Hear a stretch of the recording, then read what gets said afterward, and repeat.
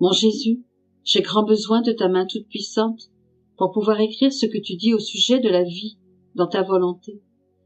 Face aux si nombreuses difficultés que les autres me créent, surtout quand ils disent « Comment est-il possible qu'aucune autre créature n'ait vécu dans la divine volonté ?»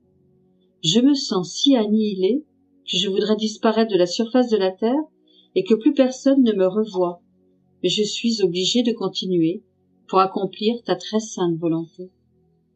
Jésus reprit « Ma fille, la vie dans ma volonté implique la perte de tous les droits de sa propre volonté. Tous les droits appartiennent à la divine volonté. Si l'âme ne perd pas ses droits, on ne peut pas vraiment dire qu'elle vit dans ma volonté.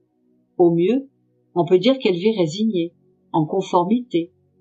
Vivre dans ma volonté ne demande pas seulement que la créature agisse en conformité avec elle, mais qu'elle ne se permette aucun sentiment, aucune pensée, aucun désir, pas même une simple respiration où ma volonté n'est pas sa place. Ma volonté ne tolère pas en cette créature les affections ou pensées humaines, ou toute autre chose dont elle n'est pas la vie. Crois-tu qu'il est facile pour une âme de volontairement perdre ses droits? Oh, comme cela est difficile!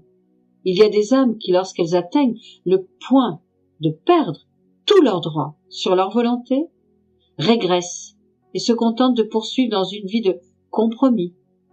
La perte de ses droits est le plus grand sacrifice que la créature puisse faire.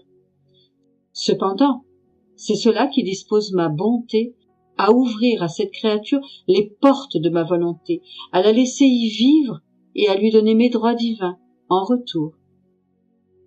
Par conséquent, sois attentive et ne quitte jamais ma volonté.